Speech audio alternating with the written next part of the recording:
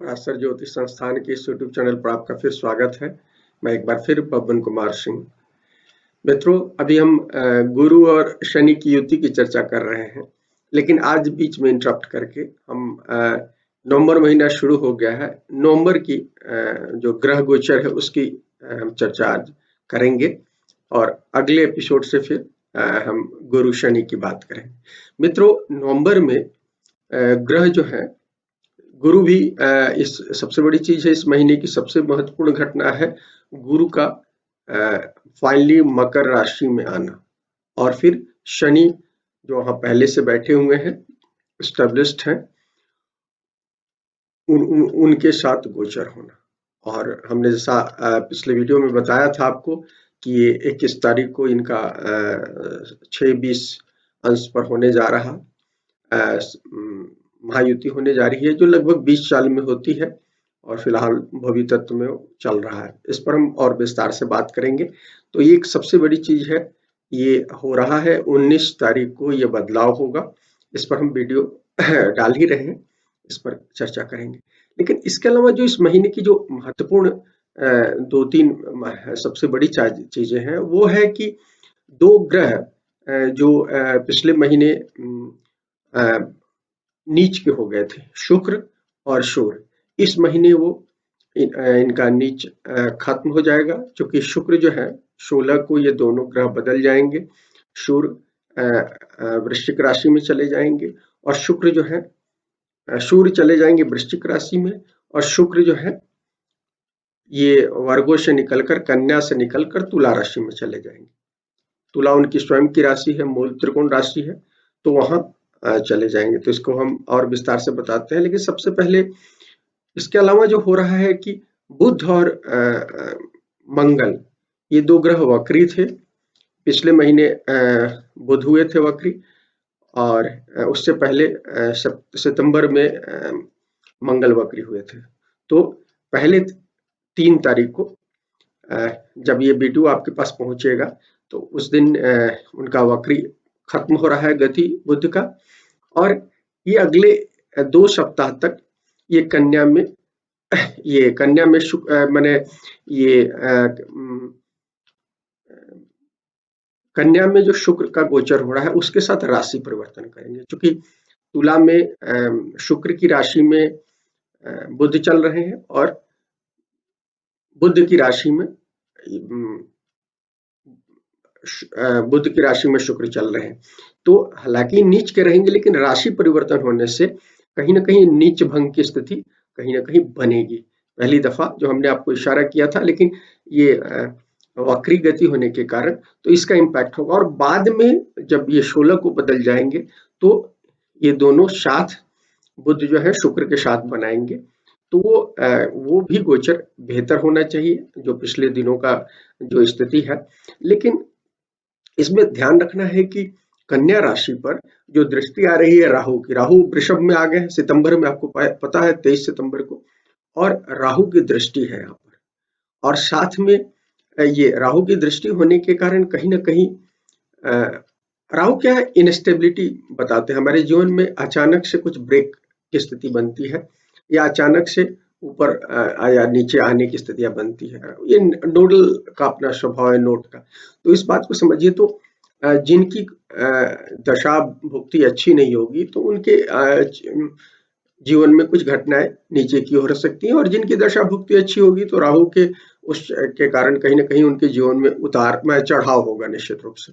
तो दोनों चीजें, इसलिए एब्रप्शन, कई बार एब्रप्ट की स्थिति होती है, अचानक से ऊपर ले जाना, अचानक से नीचे आना, तो ये स्थिति रहेगी। बावजूद चूंकि राशि परिवर्तन होगा तो अब आप धीरे धीरे चलना शुरू कर सकते हैं।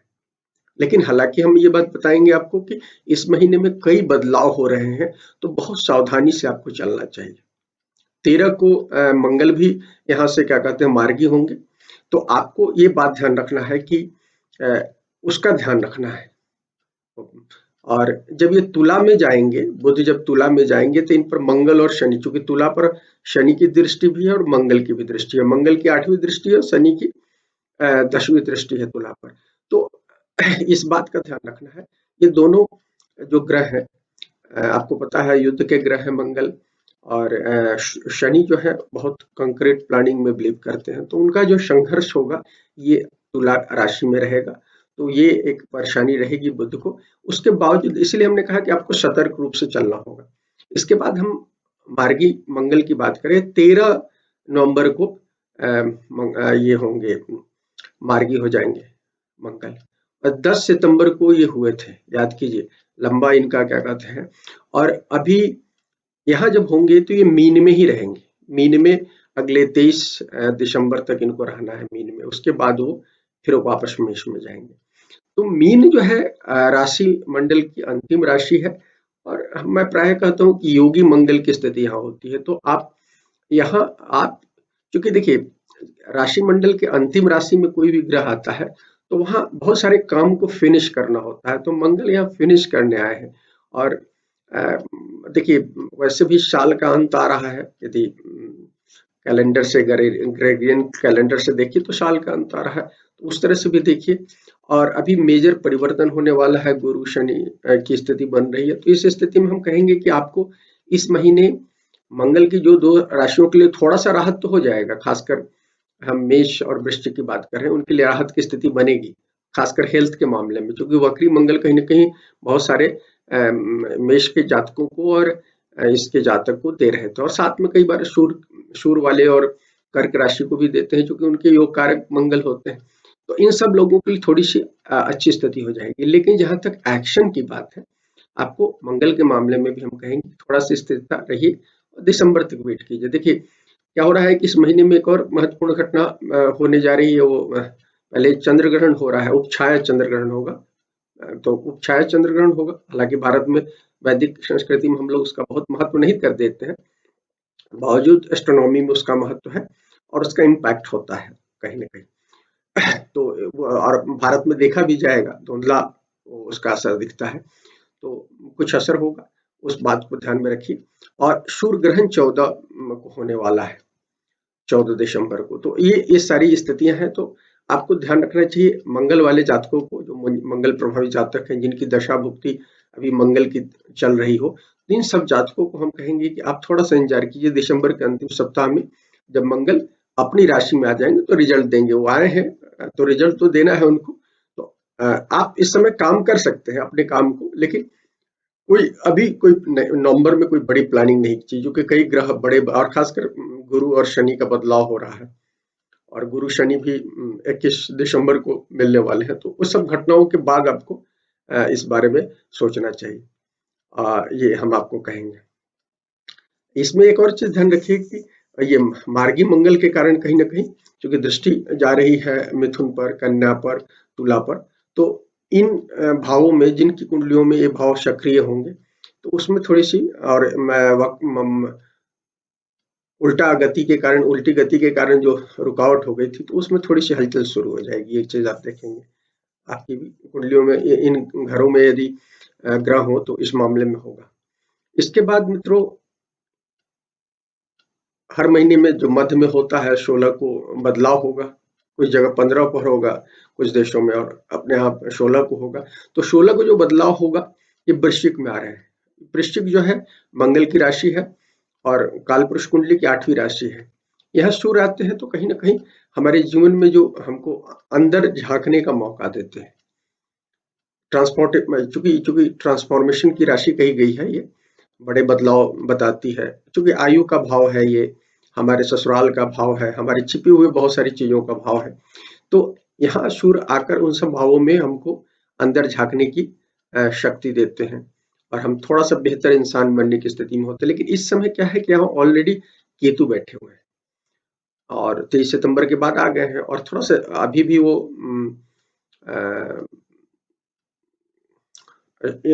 अंतिम अंशों पर गुजर रहे हैं।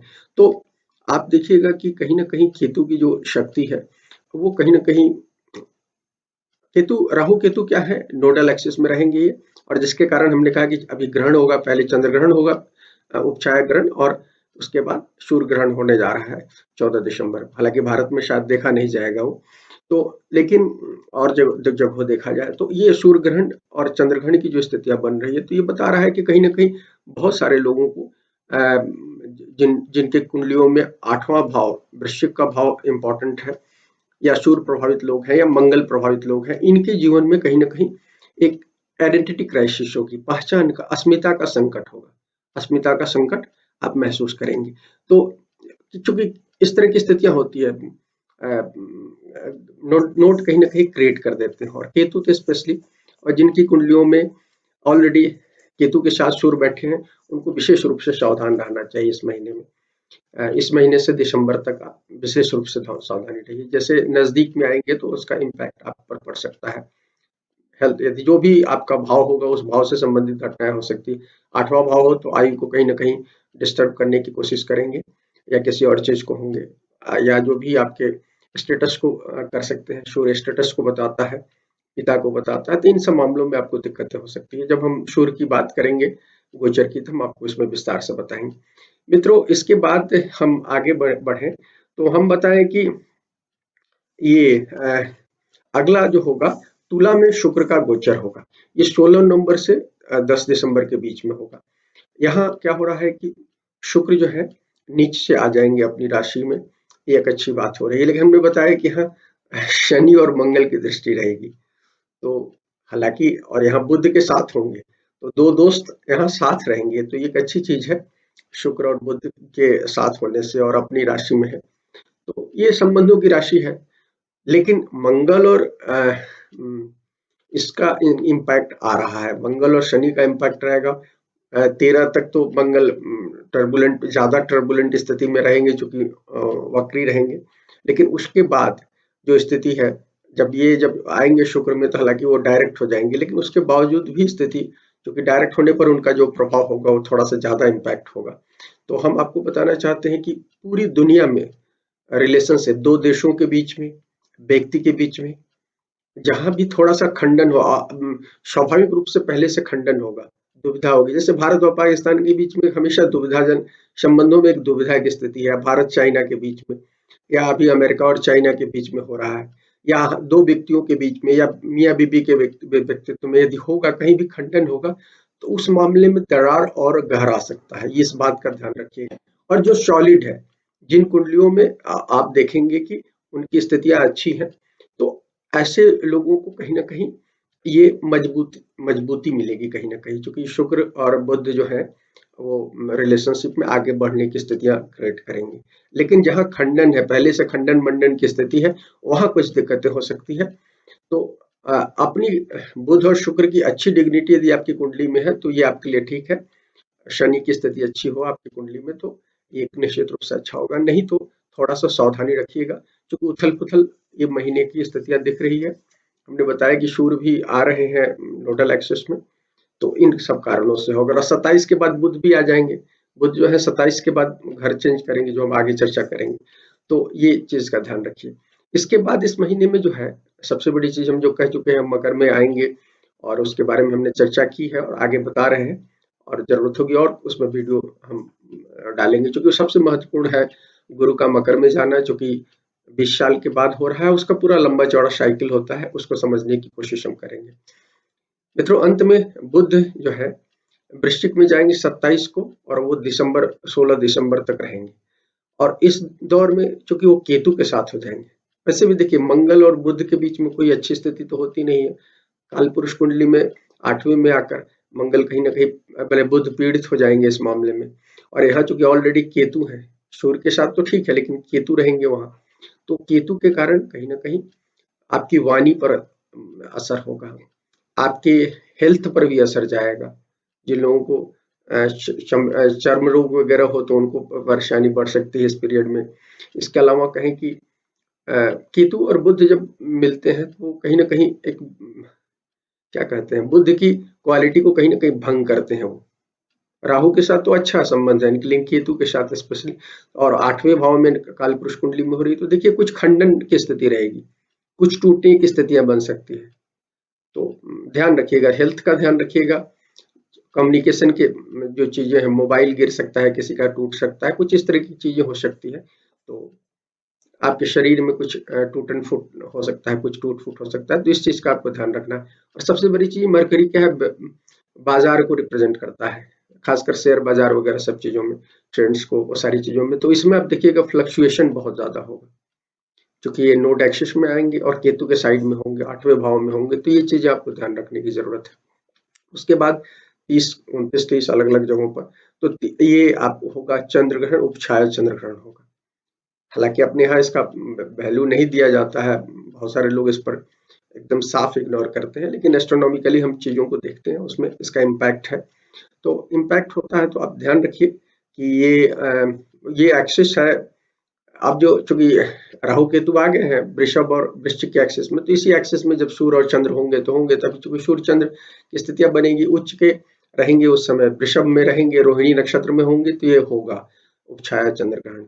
और ये लगभग 14.5-15 डिग्री के आसपास होगा। और इस डिग्री पर होने से जिन लोगों की कुंडलियों में 5 डिग्री आगे पीछे हो, तो उन लोगों को ज्यादा सतर्क रहना चाहिए। और हम बात करेंगे महीने के अंत में, इस बारे में थोड़ी सी चर्चा करेंगे, तब और आपको बताएंगे। ये लगभग भारत में जो है 1 बजे से दिन में लगभग 5 बजे के बीच में होगा। आगे इसके बारे में और कुछ करेंगे मित्रों। अब अंत में जल्दी से 16 मिनट हो चुके हैं, जल्दी से कुछ बातें कर लेते हैं राशिफल की। हालांकि चूंकि समय नहीं है और दोबारा वीडियो करता हूं मैं राशिफल के लिए, लेकिन इसी में इसको खत्म करूंगा 5-7 मिनट में जो कुछ कह पाऊंगा। मित्रों, मेष लग्न राशि, ये दोनों से देखिए, लग्न और राशि दोनों से आप देख सकते हैं। तो मेष लग्न राशि के लिए क्या होगा, मंगल की स्थिति क्या है, मंगल की स्थिति आधे महीने तक तो वो है मीन में, और बाद में वो डायरेक्ट होंगे, तो इस बात का ध्यान रखिए। 13 के बाद स्थिति बदलेगी, लेकिन अभी हम आपको कहेंगे कि आप थोड़ा सा शांति बनाए रखिए, क्योंकि गुरु अभी तो ठीक है, फर्स्ट हाफ में आपको कुछ चीजें देंगे गुरु, वो बैठे हुए हैं 9th हाउस में, तो भाग्य से कुछ चीजें आपको मिलेंगी जिसकी दशा भुक्ति अच्छी होगी। लेकिन बाद में चीजें बदल रही है, क्योंकि गुरु नीच के हो जाएंगे, वहां जाएंगे तो एक 10वें घर से संबंधित, क्योंकि शनि वहां ऑलरेडी बैठे हुए हैं, तो आपको सब परेशानी कुछ हो सकती है। यदि दशा भुक्ति नहीं अच्छी है तो एकदम सावधान रहिएगा, क्योंकि वोलेटिलिटी दिख रही है इस महीने में, तो आप पर सबसे ज्यादा, मंगल वाले लोगों को सबसे ज्यादा सतर्क रहना चाहिए। ये चीज हम आपको कहेंगे। और गुरु का जो संचरण हो रहा है वो भी चूंकि भाग्येश है आपके, तो इस बात का ध्यान रखिएगा। तो स्ट्रेस रहेगा कहीं ना कहीं, एक एग्रेसिव एटीट्यूड हो सकता है, तो एग्रेशन को दाब कर रखिए। मैं हमेशा कह रहा हूँ कि अपनी पर्सनालिटी में एग्रेशन नहीं होना चाहिए। हम सब लोग कहते हैं एग्रेशन में तुरंत टिप्पणी करते हैं, सामने वाले की वेवलेंथ से मिले बगैर मिले हुए, हो सकता है सामने वाला गलत हो, लेकिन हमें थोड़ा सा उसको स्पेस देना चाहिए। और हम ऐसे समय से गुजर रहे हैं जब दूसरे के लिए हमारे पास स्पेस नहीं बचा हुआ। और फिर कोरोना ने हमें ये सुझाव दिया है कि हम थोड़ा सा स्पेस देना सीखे फिर से। शहरी मानसिकता में हमने स्पेस दूसरे को देना काफी कम कर दिया है। कॉर्पोरेट मानसिकता में बहुत कम हम दूसरे के पॉइंट ऑफ व्यू से नहीं सोचते, हमेशा हम अपने पॉइंट ऑफ व्यू से सोचते हैं। ये थोड़ा सा मनुष्यता, मानी हम कहीं ना कहीं पशुवत स्वभाव है। जब हम दूसरे के पॉइंट, प्रकृति में देना हमको सीखना चाहिए, हमेशा लेने के बारे में नहीं सोचना चाहिए, इस पॉइंट ऑफ व्यू से। और खासकर मेष के जातकों के साथ दिक्कत होती ही है, वो अपने ही पॉइंट ऑफ व्यू से सोचते हैं, क्योंकि वो पहली राशि है, वो पहला एक तरह से जन्म कह सकते हैं उनका, उनके लिए हुआ है। तो इस बात का आप ध्यान रखिए मेष के जातकों, स्पेशली हम आपको कहना चाहेंगे। वृषभ के जातकों की बात करें मित्रों, वृषभ आपके जो लग्नेश होंगे, शुक्र पहले 5वें घर में चलेंगे, उसके बाद 6ठे में चले जाएंगे। देखिए क्या होता है कि इसमें मूल त्रिकोण राशि आपकी 6ठी होती है, तो 6ठी भाव में होने के कारण थोड़ी सी दिक्कतें तो होती है, खासकर है। और जिन लोगों की कुंडलियों में कॉम्बिनेशन अभी ठीक नहीं हो, तो उनको ध्यान रखने की जरूरत है। सेकंड हाफ में स्पेशली हेल्थ का ध्यान रखिए, स्ट्रेस हो सकता है, और किसी बात को बहुत पकड़ने की जरूरत नहीं है। और हमने बताया कि बाद में जब वो लिब्रा में भी होंगे तो उस पर मंगल और शनि की दृष्टि रहेगी, तो ये दिक्कतें हैं, और इस चीज का आप ध्यान रखिए। और आपके तो देखिए महीने के अंत में यदि उपछाया ग्रहण को लीजिएगा तो आपको उसी में हो रहा है, पहले भाव में हो रहा है, तो कुछ आपकी अपनी पर्सनालिटी को लेकर आपको थोड़ा सा आइडेंटिटी क्राइसिस हो सकता है अंत में, और रिलेशनशिप को लेकर, अपने और रिलेशनशिप को लेकर कुछ क्राइसिस रहेगी, तो इस तरह की स्थितियां हो सकती है, तो इस बात का ध्यान रखिए। मिथुन की बात कर लेते हैं। मिथुन में ये होगा, देखिए मिथुन के लिए मैं बराबर सतर्क रहूं, मिथुन में 8वां अभी शनि चल रहे हैं, और वहां गुरु भी जा रहे हैं, तो 2 बड़े सामाजिक ग्रह जो है वहां चले जाएंगे, अगले 20 साल का आपका कोर्स तैयार करने रहा है। तो बहुत सारे लोगों का ये, मैंने चूंकि आयु का भाव होता था 8वां भाव, लग्न से देखिए या चंद्र से देखिए, दोनों स्थिति में, चंद्र में तो 8वां भाव ज़्यादा खराब मानते हैं शनि से। तो इस बात का ध्यान रखिएगा 19 के बाद चीज़ें होने वाली है, तो आपको बहुत ज़्यादा सतर्क रहने की ज़रूरत है। मिथुन के जातकों को हम आपको स्पेशली हम कहना चाहेंगे कि मिथुन का जिसका भी चाहे लग्न है, चाहे राशि है, स्पेशली अभी ध्यान रखिएगा। ये जो बदलाव आपके लिए मेजर बदलाव हो रहा है, उसको ध्यान में हम आपको कह रहे हैं। और इस महीने की स्थितियाँ भी उस तरह है, तो आपको स्वाभाविक रूप से जो चीज़ें चल रही है उसको चलने देते रहना चाहिए, कुछ नया कोई डिसीजन नहीं करना चाहिए। और 12वें और उसमें होगा उपछाया ग्रहण, तो आपको ट्रबल कुछ उससे माने ज़्यादा खर्च और उस तरह की चीज़ें, हेल्थ संबंधी कुछ चीज़ें दे सकता है, इस बात का ध्यान रखिएगा। सेहत की स्थितियाँ हो सकती है। कर्क लग्न और राशि की बात करते हैं।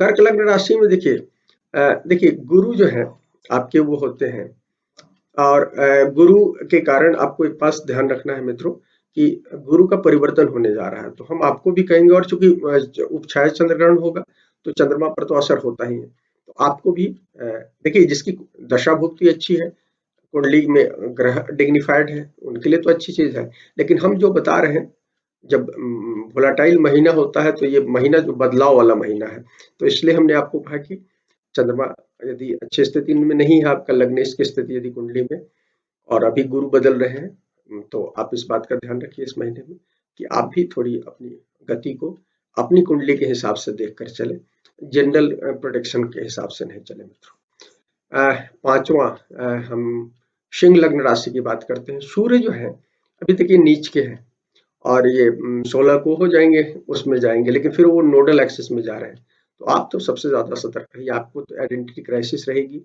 हेल्थ संबंधी कुछ दिक्कतें हो सकती है, यदि कुंडली में स्थितियां होंगी तो ये सब चीजों का ध्यान रखना है आपको। और कोई भी स्पेस तो देखिए, आप लोग क्या होता है कि थोड़ा सा अहम होता है कहीं ना कहीं सिंह के जातकों के पास, तो अपने अहंकार पर कंट्रोल करने की कोशिश कीजिए, स्पेशली हम कहेंगे। आप बड़े अच्छे लोग होते हैं, लेकिन थोड़ा सा अपने बारे में असेसमेंट कुछ ज्यादा होता है, तो इस बात का आप ध्यान रखें। और अभी जो है आप उत्तराषाढ़ में शनि का जो गोचर है, वो स्पेशली जो हाई पोजीशन में है सिंह लग्न राशि के लोगों के लिए थोड़ा सा वो कह रहे हैं, समझा रहे हैं कहीं ना कहीं आपको स्थिर होने के लिए, स्थिर प्रज्ञ होने के लिए कह रहे हैं।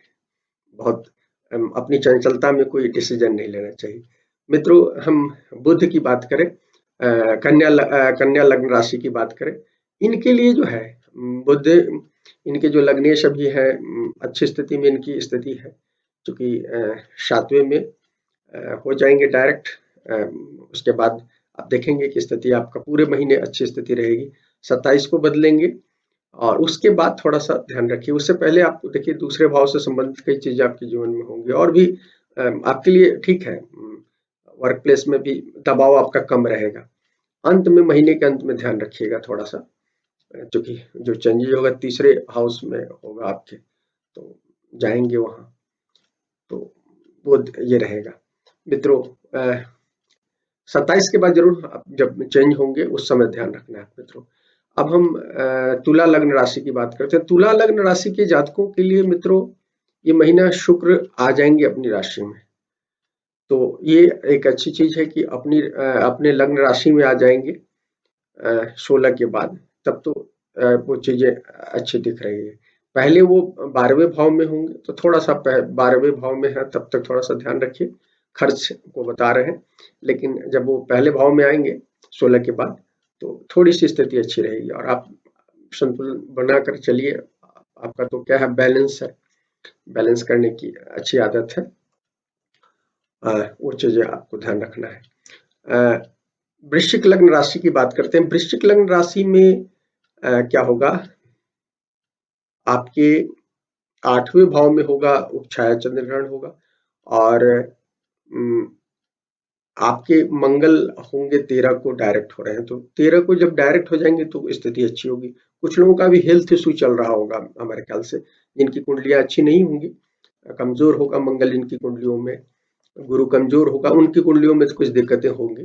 तो इस बात का ध्यान रखिए कि अभी 13 तक आप ध्यान रखिए, और उसके बाद भी आपको जो स्थिति है उस स्थिति में चलते रहना है। कोई बड़े डिसीजन के लिए अभी आप दिसंबर तक इंतजार कीजिए, जब मंगल आपके आ जाएंगे छठे भाव में। वैसे देखिए क्रिएटिविटी के लिए तो ठीक है, 5वें भाव में मंगल है, 15 के बाद कुछ चीजें होंगी, पुराने काम को फिनिश कीजिए, वो सारी चीजें हैं तो आपके लिए ओवरऑल ठीक है। शनि का गोचर आपके लिए अच्छा है, तीसरे भाव में चल रहे हैं, अब गुरु वहां जाएंगे तो कुछ चीजों को आपके एक्शन को ज्यादा स्मूथ और कंक्रीट बनाएंगे, तो एक अच्छी चीज है। धनु लग्न राशि की बात करते हैं। देखिए धनु लग्न राशि के लिए, देखिए मीन और धनु वालों के लिए स्पेशली गुरु का बदलाव होने जा रहा है। गुरु अभी आपको आकर कुछ चीजें अच्छी चीज दे रहे थे, लेकिन आप मान के चलिए कि 13-14 के बाद गुरु की स्थिति कमजोर होगी। अंतिम अंश में जब होते हैं तो थोड़े से कमजोर तो हो ही जाते हैं, सभी ग्रह हो जाते हैं। तो उसके बाद वो जाएंगे शनि के साथ। तो यदि आप कंक्रीट प्लानिंग के साथ काम करने वाले लोग हैं तो अच्छा है, लेकिन चूंकि आपके वो उसमें जा रहे हैं, गुरु जाएंगे आपके दूसरे भाव में, जाएंगे धन भाव में, तो अर्थ त्रिकोण को शनि वहां बैठे हुए हैं, तो दोनों मिलकर डबल वो आपको आपके लिए कई चीजें अच्छी करेंगे। कंक्रीट यदि प्लानिंग में आप करने वाले लोग हैं तो आपके लिए अच्छा होगा, कहीं ना कहीं वो सेकंड भाव से संबंधित चीजें हैं। परिवार में थोड़ा सा स्मूथनेस आएगी, हो सकता है कुछ लोगों के जीवन में गुरु और शनि का डबल होगा तो वो विस्तार भी होगा, नए संतान वगैरह की आने की स्थितियां बनेंगी, तो सारी चीजें दिख रही हैं। लेकिन हेल्थ का ध्यान रखिएगा, नीच के रहेंगे, हालांकि नीच भंग होगा उसके बावजूद भी हेल्थ का ध्यान रखिएगा, और अभी इस महीने तो स्पेशली ध्यान रखिएगा, खासकर जब चेंजेस होंगे, उससे पहले से कुछ पहले से। मकर लग्न राशि की बात करते हैं। मकर लग्न राशि में शनि बैठे हुए हैं, गुरु आने वाले हैं। देखिए ग्रैंड आपकी पर्सनालिटी पे चीजें होंगी, और ये प्रोग्रेस को बताएगा, अगले 20 साल की गति को बताने जा रहा है आपके। लेकिन एक बात ध्यान रखिए कि यहाँ गुरु आ रहे हैं तो आपको अपने पर्सनालिटी का प्रॉपर असेसमेंट करना चाहिए। दो बड़े ग्रह आपके लग्नेश यहाँ बैठे हुए हैं, लेकिन यहाँ गुरु भी आ रहे हैं, तो ये हालांकि न्यूट्रल संबंध होता है, लेकिन यहाँ जब गुरु आएंगे, खासकर मकर में वो नीच के हो जाते हैं, तो स्पेशली कुछ हेल्थ संबंधी इश्यूज कुछ क्रिएट हो सकता है यदि आपने अवॉइड किया होगा अपने लाइफ में। और शनि यहाँ बैठे हुए हैं, हम उन लोगों को स्पेशली कहेंगे जिनका चंद्र है, उनके संदर्भ में बात ज्यादा होता है, तो उनको हेल्थ का ध्यान ही रखना है अभी भी। हालांकि एक चीज है, जहां तक इकोनॉमी और दूसरी चीजों की बात करें तो आने वाला समय आपके लिए बहुत अच्छा है, अच्छा होगा। और क्योंकि माउंटेन गोट हम कहते हैं कि पहाड़ी जो भेड़िया होते हैं, भेड़ होते हैं, जो धीरे धीरे माउंटेन एवरेस्ट जैसी पहाड़ी चोटियों पर चढ़ जाते हैं धीरे धीरे, तो आपका तो स्वभाव उस तरह का है, तो यदि वो स्वभाव है तो आपको तो आने वाले समय में बहुत सारी चीजें मिलेंगी। यदि आपकी लाइफ साइकिल में उस तरह की स्थिति दिख रही होगी तो निश्चित रूप से आपका प्रोग्रेस दिख रहा है। मित्रों, हम 11वीं राशि कुंभ की बात करते हैं, कुंभ लग्न राशि दोनों की बात करते हैं। कुंभ वालों के लिए हमने बताया है कि ऑलरेडी शनि 12वें में चल रहे हैं, अब गुरु भी आ जाएंगे, तो आपको स्पेशली ध्यान रखना है इस महीने से, क्योंकि आपका साढ़े साथी अब वाकई में शुरू होगा। साढ़े साथी होगा तो आपके जीवन में कुछ, क्योंकि बहुत सारी चीजें आपको फिनिश करनी है अब अगले मैंने 30 साल की, यदि शनि को देखा जाए और गुरु और शनि के ग्रोथ को देखा जाए, तो गुरु शनि के ज्वाइंट को देखा जाए तो 20 साल, ऐसे आप 30 साल रखिए, शनि आपके गुजर रहे हैं यहाँ से, तो पुराने काम को फिनिश कीजिए, नए मैं एक नई लाइफ आपको लीड करनी है, प्लानिंग कीजिए, पढ़िए लिखिए, सेवा धर्म को अपनाइए, ये आपके लिए, आपका स्वभाव भी है, ये आपके लिए बहुत अच्छा होगा, और इस महीने से काम शुरू कीजिए। शुक्र की स्थिति जरूर आपको कुछ अच्छा देगी, तो कि आपका वो है क्या कहते हैं, शुक्र जो है आपके दोनों मकर और कुंभ दोनों के लिए होते हैं, जो कारक ग्रह होते हैं, तो शुक्र के कारण कुछ चीजें इजिली हो जाएगी, लेकिन आपके बड़े ग्रह जो है वो इशारा कर रहे हैं कि आगे की तैयारी कीजिए, छोटी छोटी चीजों में नहीं फंसिए, जो है काम उसको फिनिश कीजिए। अंतिम राशि अंतिम मीन लग्न राशि की बात करते हैं मित्रों। मीन क्या है, मीन के लिए भी वही स्थिति है, गुरु बदल रहे हैं, उनके लगने से बदल रहे हैं, 10वें घर में थे, कुछ काम हमने कहा था कि निपुणता आपको हासिल कर लेनी है, क्योंकि 11वें में जाएंगे तो बहुत सारी चीजें आपको देंगे अर्थ के मामले में, लेकिन इस महीने में सावधानी रखिएगा, क्योंकि छाया ग्रहण हो रहा है, उसके बाद सूर्य ग्रहण होगा, तो इन सब चीजों का असर होगा आने वाले समय में। तो हम आपको कहेंगे कि जो भी करना है अभी टालकर दिसंबर में 14 के बाद सारी चीज कीजिए, बल्कि 21 के बाद जब वो हो जाता है, जो भी क्लियरिटी आएगी आपके चीजों में, और बदलाव तो होगा। और आपके लिए, आप अंतिम राशि है, समझदार है, बहुत ज्यादा व्यवहारिक पहलू का ध्यान नहीं रखते हैं, ईश्वर में विश्वास करते हैं, उस पहलू को ध्यान में रखकर चले तो आपके जीवन में अच्छा ही होगा। और स्पेस दें, स्पेस देने की बात मैंने शुरू में की, और आपको स्पेस देने की आदत होती है, खासकर आप पार्टनर के साथ बहुत स्पेस देते हैं, तो और लोगों के साथ दुनिया में भी दीजिए, ये कहीं ना कहीं अच्छा होगा। तो मित्रों, ये था इस नवंबर महीने के बारे में। अगली वीडियो में हम फिर से आपको गुरु और शनि की महायुति पर हम चर्चा कर रहे हैं। हम कहा था 2 वीडियो, हो सकता है कुछ और 1-2 वीडियो और बढ़ाएं, बात करें, उस पर हम बात करेंगे। तब तक के लिए विदा दीजिए, और यदि वीडियो पसंद आए तो लाइक करें, शेयर करें, हमारे चैनल को सब्सक्राइब करें। शुक्रिया मित्रों।